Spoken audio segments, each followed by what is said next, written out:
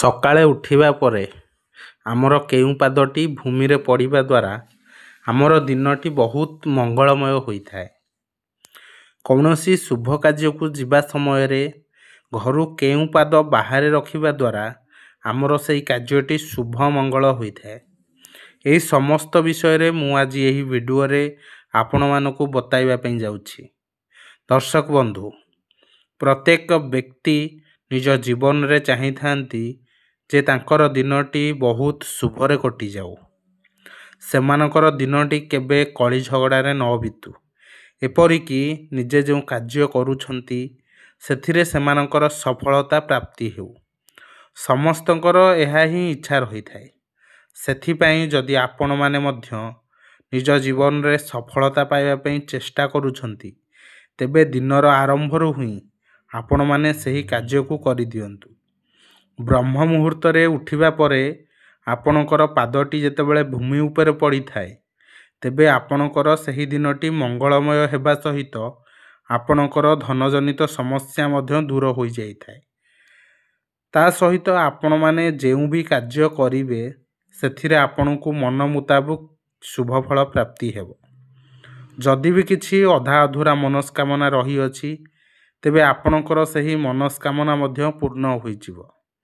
ଦର୍ଶକ ବନ୍ଧୁ, ଭିଡ଼ିଓର ଆଗରେ ମୁଁ ଆପଣମାନଙ୍କୁ ବତାଇବି ଯେ ବ୍ରହ୍ମ ମୁହୂର୍ତ୍ତରେ ଆପଣମାନେ କେଉଁ ପାଦଟିକୁ ଭୂମି ଉପରେ ରଖିବା ଦ୍ୱାରା ଆପଣଙ୍କର ସମସ୍ତ ସମସ୍ୟା ଅନ୍ତ ହୋଇଯିବ। ତା ସହିତ ଯଦି ଆପଣମାନେ ଧନଜନିତ ସମସ୍ୟାରେ ଫସି ଯାଇଛନ୍ତି କିମ୍ବା ଋଣ କରଜରେ ବୁଡ଼ି ଯାଇଛନ୍ତି, ତେବେ ଆପଣମାନେ ବ୍ରହ୍ମ ମୁହୂର୍ତ୍ତରୁ ଏମିତି କେଉଁ କାର୍ଯ୍ୟ କରିବା ଦ୍ୱାରା ଆପଣଙ୍କର 1 ମାସ ମଧ୍ୟରେ ସମସ୍ତ ଋଣ କରଜ ଶୁଝିଯିବ ଏବଂ ଆପଣଙ୍କ ଘରକୁ ଧନ ଆସିବାର ମାର୍ଗ ଖୋଲିଯିବ, ସମସ୍ତ ବିଷୟରେ ମୁଁ ଆପଣମାନଙ୍କୁ ବତାଇବା ପାଇଁ ଯାଉଛି। ଏହା ପୂର୍ବରୁ ଆପଣମାନଙ୍କୁ ଅନୁରୋଧ, ଭିଡ଼ିଓଟିକୁ ଲାଇକ୍ କରି ଚ୍ୟାନେଲଟିକୁ ସବସ୍କ୍ରାଇବ୍ କରିଦିଅନ୍ତୁ ଏବଂ କମେଣ୍ଟ ବକ୍ସରେ ଜୟ ମା ଲକ୍ଷ୍ମୀ, ଜୟ ଜଗନ୍ନାଥ ଅବଶ୍ୟ ଲେଖିଦିଅନ୍ତୁ।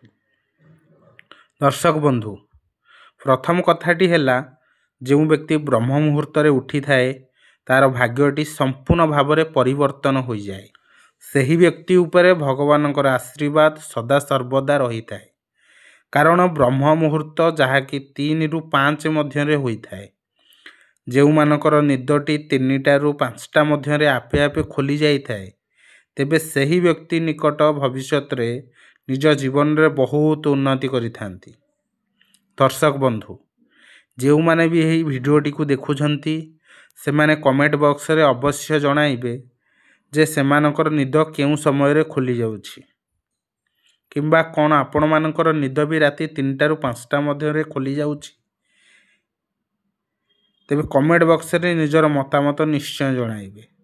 ଦର୍ଶକ ବନ୍ଧୁ, ଆପଣମାନେ ବ୍ରହ୍ମ ମୁହୂର୍ତ୍ତରୁ ଉଠି ଏମିତି କେଉଁ କାର୍ଯ୍ୟକୁ କରିବା ଦ୍ୱାରା ଆପଣଙ୍କର ସମ୍ପୂର୍ଣ୍ଣ ଦିନଟି ମଙ୍ଗଳମୟ ହେବ। ସର୍ବପ୍ରଥମେ ମୁଁ ଆପଣମାନଙ୍କ ଆଗରେ ଏହି ବିଷୟରେ ଆଲୋଚନା କରିବି ଏବଂ ତାପରେ ଆପଣମାନଙ୍କୁ ଜଣାଇବି ଯେ ଆପଣମାନେ ବ୍ରହ୍ମ ମୁହୂର୍ତ୍ତରେ ଉଠିବା ପରେ ନିଜର କେଉଁ ପାଦକୁ ଭୂମି ଉପରେ ରଖିବା ଦ୍ୱାରା ଆପଣଙ୍କର ଧନଜନିତ ସମସ୍ୟା ସବୁଦିନ ପାଇଁ ଦୂର ହୋଇଯିବ। ତା ସହିତ ଆପଣଙ୍କ ଘରକୁ ଧନ ଆସିବାର ମାର୍ଗ ଖୋଲିଯିବ। ସେଥିପାଇଁ ଆପଣମାନଙ୍କୁ ଅନୁରୋଧ, ଭିଡ଼ିଓଟିକୁ ଶେଷ ପର୍ଯ୍ୟନ୍ତ ଅବଶ୍ୟ ଦେଖନ୍ତୁ। କାହିଁକିନା ଯଦି ଆପଣମାନେ ଭିଡ଼ିଓଟିକୁ ଅଧାରୁ ଛାଡ଼ି ଦେଉଛନ୍ତି, ତେବେ ଆପଣମାନେ ବହୁତ କିଛି ଜିନିଷ ହରାଇଦେବେ। ଦେଖନ୍ତୁ, ଯଦି ଆପଣମାନେ ବ୍ରହ୍ମ ମୁହୂର୍ତ୍ତରୁ ଉଠି ଯାଉଛନ୍ତି, ତେବେ ସର୍ବପ୍ରଥମେ ଆପଣମାନେ ନିଜ ଇଷ୍ଟ ଦେବତାଙ୍କର ସ୍ମରଣ କରନ୍ତୁ। ଦର୍ଶକ ବନ୍ଧୁ, ଆପଣମାନେ ପ୍ରତ୍ୟେକ ଦିନ ଏହାକୁ ଥରେ ମାତ୍ର ପରୀକ୍ଷା କରି ଦେଖନ୍ତୁ। ଯଦି ଆପଣଙ୍କର ଦିନଟି ମଙ୍ଗଳମୟ ନ ହେବ, ତେବେ ଆପଣମାନେ ନିଜେ କହିବେ। କାହିଁକିନା ମୁଁ ନିଜେ ପରୀକ୍ଷା କରିବା ପରେ ହିଁ ଆପଣମାନଙ୍କ ନିମନ୍ତେ ଭିଡ଼ିଓଟିକୁ ପ୍ରସ୍ତୁତ କରୁଛି। ଯେପରି ଆପଣମାନେ ଏହି ଉପାୟଟିକୁ କରିବା ଦ୍ୱାରା ଭଗବାନଙ୍କର ଆଶୀର୍ବାଦ ଆପଣଙ୍କ ଉପରେ ଏବଂ ଆପଣଙ୍କ ପରିବାର ଉପରେ ପ୍ରାପ୍ତ ହେବ। ଆଉ ଗୋଟିଏ କଥା, ଆପଣମାନେ ଯେତେବେଳେ ନିଦ୍ରା ଭଙ୍ଗ କରୁଛନ୍ତି, ତାପରେ ଆପଣମାନେ ମହାଦେବଙ୍କର ମହାମୃତ୍ୟୁଞ୍ଜୟ ମନ୍ତ୍ରକୁ 5 ଥର ସ୍ମରଣ କରିବେ କିମ୍ବା ନିଜ ପାଟିରେ ମଧ୍ୟ କହିପାରିବେ। ଏହାର ଉଚ୍ଚାରଣ କରିବା ଦ୍ୱାରା ଆପଣଙ୍କ ଜୀବନରେ ଯାହା ବି କିଛି ସମସ୍ୟା ଲାଗି ରହିଥିବ, ତାହା ସବୁଦିନ ପାଇଁ ଦୂର ହୋଇଯିବ। ଦର୍ଶକ ବନ୍ଧୁ, ଆପଣମାନେ ଯେଉଁ ବି କ୍ଷେତ୍ରରେ କାର୍ଯ୍ୟ କରନ୍ତୁ ନା କାହିଁକି, ଯଦି ଆପଣମାନେ ନିଜ ଜୀବନରେ ଉନ୍ନତି ଚାହୁଁଛନ୍ତି, ତେବେ ଆପଣମାନେ ବ୍ରହ୍ମ ମୁହୂର୍ତ୍ତରେ ଉଠି ଏହି ମନ୍ତ୍ରକୁ 5 ଥର ଉଚ୍ଚାରଣ କରନ୍ତୁ। ବନ୍ଧୁ, ଏହି ମନ୍ତ୍ରାଳୟରେ ଏପରି ଚମତ୍କାର ଶକ୍ତି ଅଛି ଯେ ଆପଣଙ୍କ ଜୀବନରେ ଯାହା ବି ଅଧା ଅଧୁରା ମନସ୍କାମନା ଅଛି ତାହାକୁ ପୂର୍ଣ୍ଣ କରିବା ସହିତ ଆପଣଙ୍କ ଜୀବନର ସମସ୍ତ ସମସ୍ୟାକୁ ମଧ୍ୟ ନାଶ କରିଥାଏ। ଆପଣଙ୍କର ସେହି ଦିନଟି ଏତେ ହସ ଖୁସିରେ ବିତିଯିବ ଯେ ଆପଣ ନିଜେ ମଧ୍ୟ କଳ୍ପନା କରିପାରିବେ ନାହିଁ। ସେଥିପାଇଁ ବ୍ରହ୍ମ ମୁହୂର୍ତ୍ତରେ ନିଦ୍ରା ତ୍ୟାଗ କରିବା ପରେ ଏହି ମନ୍ତ୍ରକୁ ଜପ କରନ୍ତୁ। କେବଳ 5 ଥର ହିଁ ମହାମୃତ୍ୟୁଞ୍ଜୟ ମନ୍ତ୍ରକୁ ଜପ କରିବେ। ଆପଣମାନେ ଯେଉଁ ବି କ୍ଷେତ୍ରରେ କାର୍ଯ୍ୟ କରନ୍ତୁ ନା କାହିଁକି, ସେ ବେପାରୀ ହୁଅନ୍ତୁ କିମ୍ବା ଗୃହିଣୀ ହୁଅନ୍ତୁ କିମ୍ବା ବିଦ୍ୟାର୍ଥୀ ହୁଅନ୍ତୁ, ସମସ୍ତଙ୍କ ଜୀବନରେ ଏହି ମନ୍ତ୍ରଟିକୁ ଉଚ୍ଚାରଣ କରିବା ଦ୍ୱାରା ସମସ୍ତ ବାଧାବିଘ୍ନ ଦୂର ହୋଇଯାଇଥାଏ। ଦର୍ଶକ ବନ୍ଧୁ, ଆପଣମାନେ ଏହି ଭିଡ଼ିଓଟିକୁ ଯେଉଁ ବି ସମୟରେ ଦେଖୁଥାନ୍ତୁ ନା କାହିଁକି, ଏହାର ପରଦିନ ଏହି କାର୍ଯ୍ୟକୁ କରିବା ଆରମ୍ଭ କରିଦିଅନ୍ତୁ।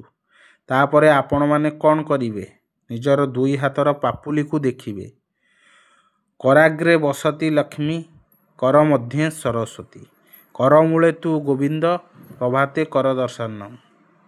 ନିଜର 2 ହାତର ପାପୁଲିକୁ ଦେଖି ଏହି ମନ୍ତ୍ରର ଜପ କରନ୍ତୁ। ଅର୍ଥାତ୍ ଆପଣମାନେ ନିଜର ଦିନକୁ ଆରମ୍ଭ କରିବା ପୂର୍ବରୁ ଲକ୍ଷ୍ମୀ ନାରାୟଣଙ୍କର ନାମକୁ ସ୍ମରଣ କରିଲେ, ତା ସହିତ ଲକ୍ଷ୍ମୀ ନାରାୟଣଙ୍କର ମଧ୍ୟ ଦର୍ଶନ କଲେ, ତେବେ ଆପଣମାନେ ହିଁ ବିଚାର କରନ୍ତୁ, ତେବେ ଆପଣଙ୍କର ଦିନଟି କାହିଁକି ଅମଙ୍ଗଳରେ ଯିବ? ଆଜ୍ଞା ହଁ ଦର୍ଶକ ବନ୍ଧୁ, ଯେଉଁ ବ୍ୟକ୍ତି ସକାଳୁ ଉଠିବା ମାତ୍ରେ ନିଜର 2 ହାତର ପାପୁଲିକୁ ଦର୍ଶନ କରିଥାଏ, ସେ ନିକଟ ଭବିଷ୍ୟତରେ ଧନୀ ହୋଇଯାଇପାରେ। ତା ସହିତ ସେ ଯେଉଁ ବି କ୍ଷେତ୍ରରେ ହାତ ଦେଇଥାଏ ସେହି କ୍ଷେତ୍ରରେ ବିଜୟୀ ହୋଇଥାଏ ଏବଂ ନିଜର ବେପାର ବାଣିଜ୍ୟରେ ମଧ୍ୟ ବହୁତ ଉନ୍ନତି କରିଥାଏ। ସେଥିପାଇଁ ଯଦି ଆପଣମାନେ ମଧ୍ୟ ନିଜ ଜୀବନରେ ଉନ୍ନତି କରିବା ପାଇଁ ଚାହୁଁଛନ୍ତି, ତେବେ ପ୍ରତ୍ୟେକ ଦିନ ସକାଳୁ ଉଠିବା ମାତ୍ରେ ଏହିସବୁ କାର୍ଯ୍ୟକୁ ଥରେ ମାତ୍ର କରିକି ଦେଖନ୍ତୁ। ଦର୍ଶକ ବନ୍ଧୁ, ଏବେ ଜାଣିବା ଆପଣମାନେ ନିଦ୍ରା ତ୍ୟାଗ କରିବା ପରେ ଭୂମି ଉପରେ ନିଜର କେଉଁ ପାଦକୁ ରଖିବା ଦ୍ୱାରା ଆପଣଙ୍କ ଜୀବନରେ ଉନ୍ନତି ହୋଇଥାଏ। ପ୍ରଥମ କଥା, ଯେତେବେଳେ ଆପଣମାନେ ସକାଳୁ ଉଠି ଯାଉଛନ୍ତି, ତେବେ ଉଠିବାର ସଙ୍ଗେ ସଙ୍ଗେ ଆଇନା ଆଗକୁ ଯିବେ ନାହିଁ। କାହିଁକି ନା ଏମିତି ବି କିଛି ଲୋକ ଅଛନ୍ତି ଯେଉଁମାନେ ସକାଳୁ ଉଠିବା ମାତ୍ରେ ଆଇନାକୁ ଦେଖିଦେଇଥାନ୍ତି, ଯାହାକି ଏହା ଅତ୍ୟନ୍ତ ଅଶୁଭ ବୋଲି ଶାସ୍ତ୍ରରେ ମଧ୍ୟ ମନାଯାଇଥାଏ। କାହିଁକି ନା ଆପଣମାନେ ଯେତେବେଳେ ଶୟନ କରିଥିବେ, ସେତେବେଳେ ଆପଣଙ୍କ ଶରୀରରେ ଅନେକ ପ୍ରକାରର ନକାରାତ୍ମକ ଶକ୍ତି ଭରି ହୋଇ ରହିଥାଏ। ଯଦି ସଙ୍ଗେ ସଙ୍ଗେ ଆପଣ ଆଇନାର ଦର୍ଶନ କରୁଛନ୍ତି, ତେବେ ଆପଣମାନେ ନିଜର ମୁଖକୁ ମଧ୍ୟ ଦର୍ଶନ କରିଦେବେ, ଯାହାଦ୍ୱାରା ଆପଣଙ୍କ ଶରୀରରେ ସେହି ନକାରାତ୍ମକ ଶକ୍ତି ପ୍ରବେଶ କରିଯାଇଥାଏ ଏବଂ ଆପଣଙ୍କର ସେହି ଦିନଟି ଅମଙ୍ଗଳ ହୋଇଥାଏ। ଏହାପରେ ଆପଣମାନେ ଯେତେବେଳେ ନିଜ ପାଦକୁ ତଳେ ରଖିବା ପୂର୍ବରୁ ଗୋଟିଏ କଥାର ଧ୍ୟାନ ରଖିବେ, ସର୍ବପ୍ରଥମେ ଆପଣଙ୍କର ନିଶ୍ୱାସ ପ୍ରଶ୍ୱାସକୁ ଅନୁଧ୍ୟାନ କରିବେ। ଆପଣମାନେ ଅନୁଧ୍ୟାନ କରିବେ ଯେ ଆପଣଙ୍କର ନାକର ନିଶ୍ୱାସଟି କେଉଁ ଦିଗରୁ ଯାଉଛି, ଡାହାଣ ପାଖେ କିମ୍ବା ବାମ ପାଖରୁ। ଆପଣଙ୍କର ଯେଉଁ ନାକରୁ ନିଶ୍ୱାସ ପ୍ରଶ୍ୱାସ ଯିବା ଆସିବା କରୁଥିବ, ଆପଣମାନେ ନିଜର ସେହି ପାଦକୁ ଭୂମି ଉପରେ ରଖିବେ। ଆପଣମାନେ ଏହାକୁ ପାଳନ କରିବା ଆରମ୍ଭ କରିଦିଅନ୍ତୁ। ଦେଖିବେ ଖୁବ୍ କମ୍ ସମୟ ମଧ୍ୟରେ ଆପଣଙ୍କ ଜୀବନରେ ବହୁତ ବଡ଼ ପରିବର୍ତ୍ତନ ହୋଇଯିବ। ଯଦି ଆପଣମାନେ ଅନେକ କଠିନ ପରିଶ୍ରମ କରିବା ପରେ ବି ଆପଣଙ୍କୁ ସେହି ପରିଶ୍ରମର ମୂଲ୍ୟ ମିଳିପାରୁନଥିଲା କିମ୍ବା ଆପଣମାନେ ଚାକିରି କ୍ଷେତ୍ରରେ ପ୍ରୟାସ କରିବା ଦ୍ୱାରା ମଧ୍ୟ ଆପଣଙ୍କୁ ଚାକିରି ପ୍ରାପ୍ତ ହେଉନଥିଲା, ତେବେ ଏହି ଉପାୟଟିକୁ କରିବା ଦ୍ୱାରା ଆପଣଙ୍କର ସମସ୍ତ ବାଧାବିଘ୍ନ ଦୂର ହୋଇଯିବ। ଆପଣମାନେ ଏହି ଉପାୟଟିକୁ ପ୍ରତ୍ୟେକ ଦିନ କରିବା ପାଇଁ ଚେଷ୍ଟା କରିବେ। ଦିନେ କରିଦେଇ ଛାଡ଼ିଦେବେ ଏପରି ନୁହେଁ। ଆପଣମାନେ ଏହି ଜିନିଷଟିକୁ ନିଜ ମସ୍ତିଷ୍କରେ ଭରିଦେବେ ଯେ ମୋତେ ପ୍ରତ୍ୟେକ ଦିନ ଏହି ଉପାୟଟିକୁ କରିବାର ଅଛି, ଯାହାଦ୍ୱାରା ଆମ ଉପରେ ଈଶ୍ୱରଙ୍କ ଆଶୀର୍ବାଦ ସଦା ସର୍ବଦା ରହିବ। ମୋର କାମ ହେଉଛି ଆପଣମାନଙ୍କୁ ସଚେତନ କରାଇବା ଏବଂ ଆପଣଙ୍କର ମଙ୍ଗଳ କାମନା କରିବା। ସେଥିପାଇଁ ପ୍ରତ୍ୟେକ ଦିନ ଆପଣମାନେ ବ୍ରହ୍ମ ମୁହୂର୍ତ୍ତରେ ଉଠିବା ପାଇଁ ଚେଷ୍ଟା କରନ୍ତୁ କାହିଁକି ନା ବ୍ରହ୍ମ ମୁହୂର୍ତ୍ତରେ ସମସ୍ତ ଦେବାଦେବୀ ମର୍ତ୍ତ୍ୟମଣ୍ଡଳରେ ବିଚରଣ କରୁଥାନ୍ତି। ଯଦି ଆପଣମାନେ ନିଜର ବ୍ରହ୍ମ ମୁହୂର୍ତ୍ତରେ ନିଦ୍ରାକୁ ତ୍ୟାଗ କରୁଛନ୍ତି, ତେବେ ଈଶ୍ୱରଙ୍କ ଆଶୀର୍ବାଦ ଆପଣମାନଙ୍କ ପ୍ରାପ୍ତ କରିପାରିବେ। ଦର୍ଶକ ବନ୍ଧୁ, ଏବେ ଜାଣିବା ଦ୍ୱିତୀୟ ଉପାୟ। ଦ୍ୱିତୀୟ ଉପାୟରେ ଆମେ ଏପରି କ'ଣ କରିବା ଯେ ଆମର ଦିନଟି ଆହୁରି ମଧ୍ୟ ଶୁଭ ମଙ୍ଗଳ ହେବ। ତେବେ ଆପଣମାନେ ହେଲେ ଚେଷ୍ଟା କରନ୍ତୁ ଯେ ବ୍ରହ୍ମ ମୁହୂର୍ତ୍ତରେ ଆପଣଙ୍କ ଘରର ମୁଖ୍ୟ ଦ୍ୱାରକୁ ଖୋଲିବା ପାଇଁ ଦିନ 8ଟା ପୂର୍ବରୁ ନିଜ ଠାକୁର ଘରେ ପୂଜା ଅର୍ଚ୍ଚନା କରିବେ। ଯଦି ଆପଣଙ୍କ ଦ୍ୱାରା ସମ୍ଭବ ହେଉଛି, ଆପଣମାନେ ବ୍ରହ୍ମ ମୁହୂର୍ତ୍ତରୁ ମଧ୍ୟ ନିଜ ଠାକୁରଙ୍କର ପୂଜା ଅର୍ଚ୍ଚନା କରିପାରିବେ, ଯାହାଦ୍ୱାରା ମର୍ତ୍ତ୍ୟମଣ୍ଡଳରେ ଭଗବାନଙ୍କର ବିଚରଣ ହୋଇଥାଏ।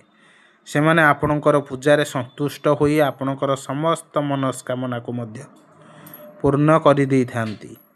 କାହିଁକି ନା ଯେଉଁ ବ୍ୟକ୍ତି ବ୍ରହ୍ମ ମୁହୂର୍ତ୍ତରେ ଉଠିଥାଏ, ସେହି ଘରେ ଲକ୍ଷ୍ମୀ ନାରାୟଣଙ୍କର ବିଶେଷ ଆଶୀର୍ବାଦ ବର୍ଷା ହୋଇଥାଏ ଏବଂ ସେହି ଘରେ କେବେ ମଧ୍ୟ ଧନ ଏବଂ ଅନ୍ନର କମି ହୁଏ ନାହିଁ।